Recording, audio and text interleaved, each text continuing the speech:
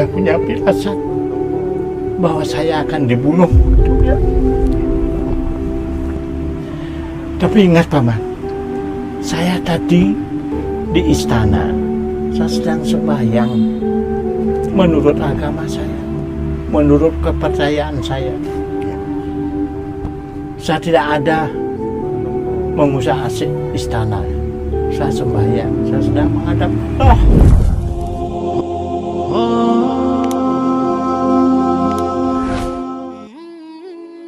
Kisah haru Putri Raja Bali jadi mualaf ketika wafat mengeluarkan asap harum.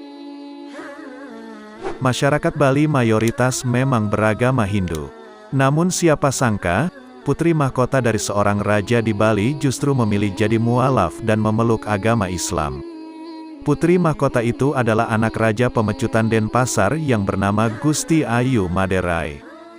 Gusti Ayu Maderai terkenal dengan parasnya yang cantik hingga menjadi kembang kerajaan. Para pembesar kerajaan di Bali pun berlomba-lomba memikat hati sang putri. Penasaran bagaimana kisahnya? Simak selengkapnya berikut ini.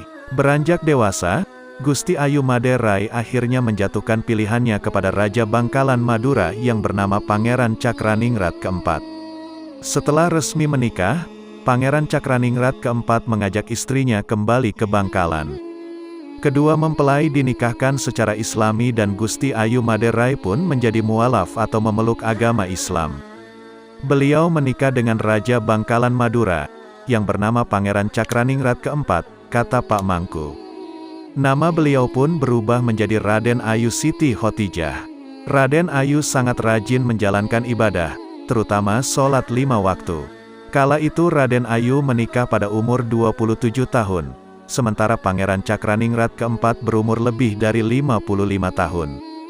Pasalnya, Raden Ayu merupakan istri keempat Pangeran Cakraningrat keempat. Suatu hari ia meminta izin pulang ke Bali lantaran rindu dengan ayah dan ibunya. Kebetulan saat itu ada upacara agama yang diselenggarakan di Kerajaan Pemecutan. Kesempatan ini lantas digunakan Raden Ayu untuk pulang ke kampung halaman.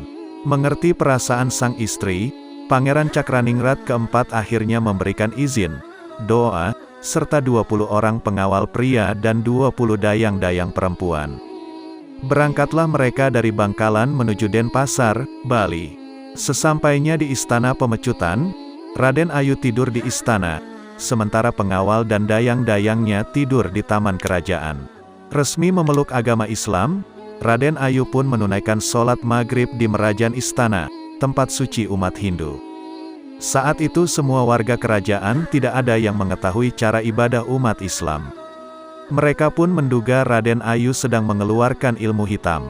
Patih kerajaan melaporkan hal itu kepada Raja Pemecutan.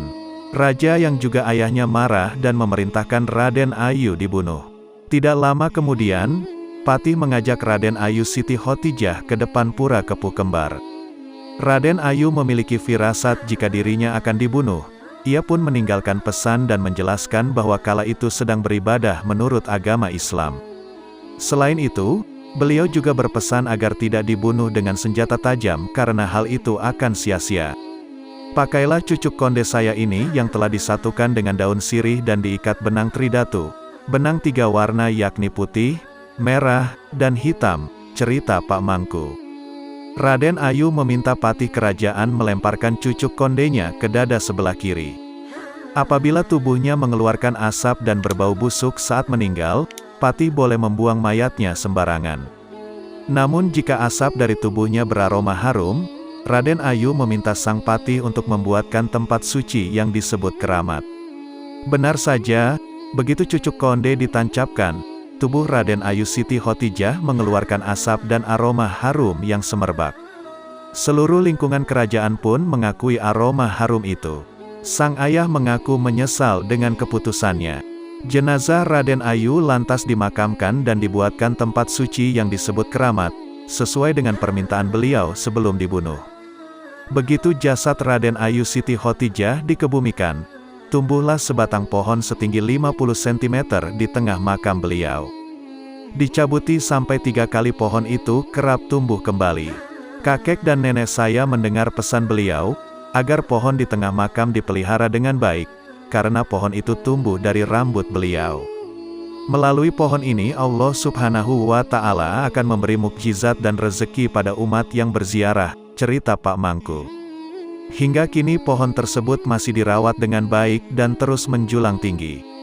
Orang-orang menyebutnya pohon rambut atau taru rambut. Umat Islam pun ramai berkunjung ke makam Raden Ayu Siti Khotijah. Wallahu a'lam bishawab.